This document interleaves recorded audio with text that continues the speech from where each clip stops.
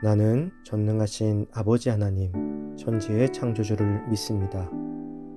나는 그의 유일하신 아들, 우리 주 예수 그리스도를 믿습니다. 그는 성령으로 잉태되어 동정녀 마리아에게서 나시고 본디오 빌라도에게 고난을 받아 십자가에 못 박혀 죽으시고 장사된 지 사흘 만에 죽은 자 가운데서 다시 살아나셨으며 하늘에 오르시어 전능하신 아버지 하나님 우편에 앉아 계시다가 거기로부터 살아있는 자와 죽은 자를 심판하러 오십니다. 나는 성령을 믿으며 거룩한 공교회와 성도의 교제와 죄를 용서받는 것과 몸의 부활과 영생을 믿습니다. 아멘.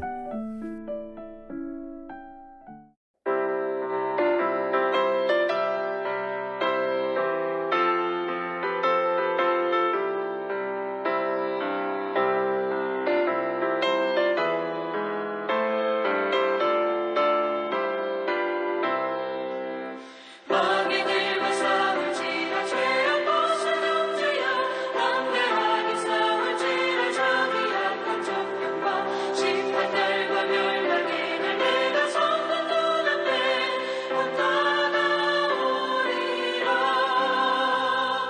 영광 영광 할렐루야. 영광 영광 할렐루야. 영광 영광 할렐루야.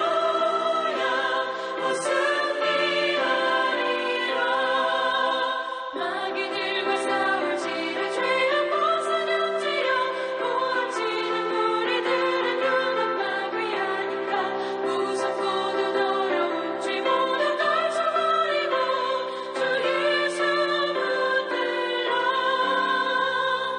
영광 영광 할렐루야. 영광 영광 할렐루야.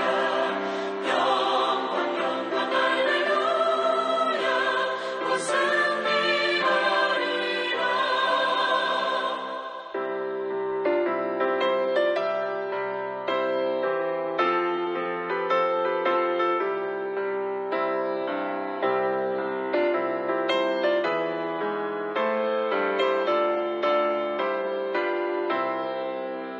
마귀들과 싸울지라 죄악 벗어난 자여 우주 예수 그리스도 그 심판을 멀리고 너를 도와주시려고 서서 기다리시니 어서 나오라.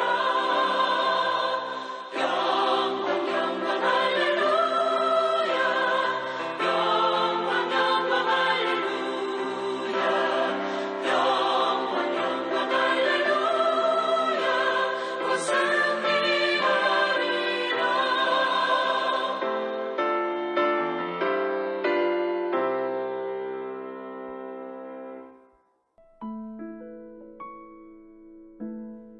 오늘 하나님께서 우리에게 주신 말씀은 출애굽기 2장 16절에서 22절입니다.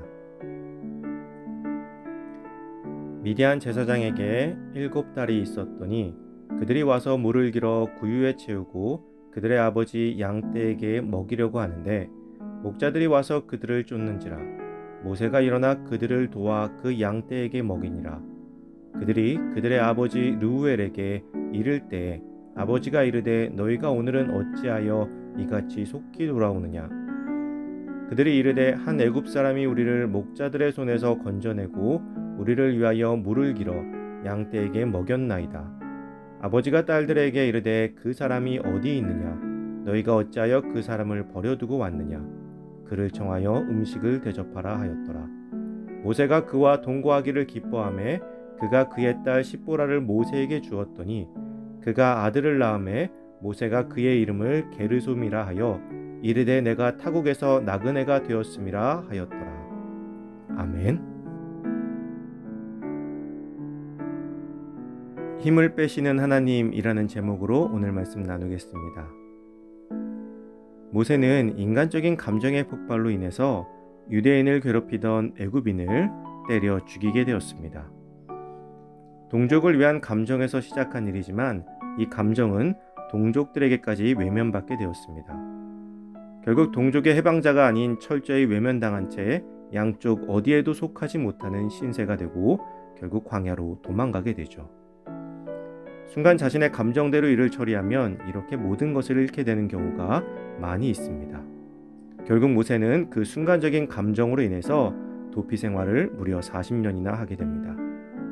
물론 40년이라는 시간은 하나님께서 모세를 이스라엘의 지도자로 성장시키는 연단의 세월이며 그의 힘을 빼어 온전한 하나님의 일꾼으로 세워지는 과정이었습니다. 미디안은 그가 연단받기에 최적의 장소였던 것이죠. 그러나 아무것도 없이 광야에 나간다면 그는 굶어 죽을 것입니다. 하나님께서는 모세를 위하여 르우엘의 집을 미리 준비해 두셨습니다. 목자들로 인해서 양떼의 먹이를 먹이기 힘들어하던 르우엘의 딸들을 도와 르우엘의 집에서 함께 머물게 됩니다. 그리고 그곳에서 르우엘의 딸인 십보라와 결혼을 하고 아들을 낳게 되죠. 그러나 모세는 그 아들의 이름을 게르솜이라고 지었습니다. 게르솜은 내가 타국에서 나그네가 되었다는 것입니다. 40년이라는 시간 동안 르우엘의 집에서 가정을 꾸리고 안정적인 삶을 살게 되었지만 모세에게 그곳은 여전히 나그네와 같은 곳이었던 것이죠. 하나님께서는 하나님의 일꾼을 그냥 세우지 않으십니다. 반드시 그 연단의 과정을 겪게 만드십니다. 그리고 그 연단의 과정은 하나님의 종을 더욱 강하게 만드는 것이 아니라 온전히 하나님을 의지하게 만듭니다. 우리는 하나님의 일을 하는 사람이라면 모든 일이 순조롭게 진행될 것이라고 생각합니다. 그렇게 생각하다 보니 인간적인 방법으로 수월해지는 것까지도 하나님의 뜻이라고 착각하게 됩니다. 그래서 하나님의 일을 한다고 하면서 인간적인 방법들을 사용하는 것을 너무나 당연하게 생각하는 사람들이 많이 생겨나게 됩니다. 내가 하나님의 일꾼인데 내가 하는 것이 곧 하나님이 하시는 것이다 라는 말도 안 되는 어리석은 생각을 하게 되는 것이죠. 그러다 보니 교회를 사고 파는 일, 친인척끼리 혹은 지인들끼리 돌려가면서 자리를 차지하는 일들이 너무나 비일비재하게 일어나고 있습니다. 그리고 그것을 외면하고 하나님만을 바라보며 그 길을 묵묵히 걸어가는 이들을 비웃습니다. 아무것도 하지 않는다는 것이죠. 그런데 이것은 정말 교만한 생각입니다. 하나님의 일꾼은 무엇을 하는 사람이 아닙니다. 하나님의 일꾼은 아무것도 하지 않는 사람입니다. 사람이 아무것도 하지 않는 것은 정말로 어려운 일이죠. 그래서 모세도 참다 못해서 스스로 자신의 정의로운 주먹을 내세운 것입니다. 그러나 하나님께서는 결코 그 정의로운 주먹을 칭찬하지 않으셨습니다. 오히려 다시는 그 주먹을 쓰지 못하도록 그를 40년이라는 시간에 걸쳐서 힘을 빼놓으셨습니다. 하나님께서는 하나님을 대신해서 먼저 알아서 일할 사람을 찾는 것이 아닙니다.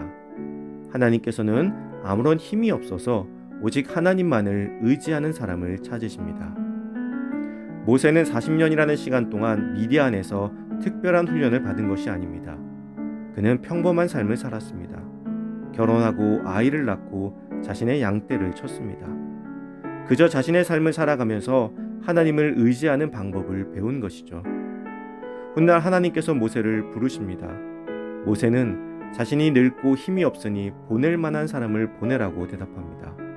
인간적인 기준에서 보면 모세는 출애굽을 이끌기에는 늙고 힘이 없었습니다. 그러나 그렇기 때문에 하나님이 보시기에는 그가 적임자였던 것입니다.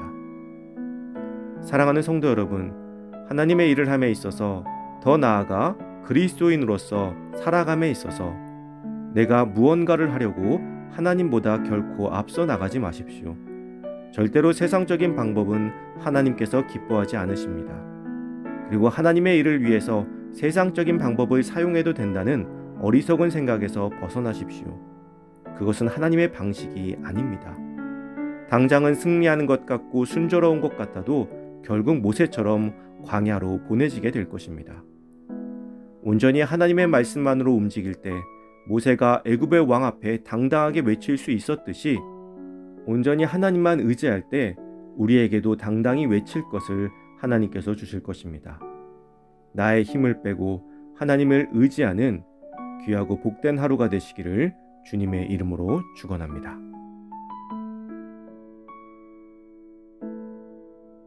이 시간 주어진 기도 제목을 놓고 기도하고 또 각자의 기도 제목을 가지고 기도하도록 하겠습니다.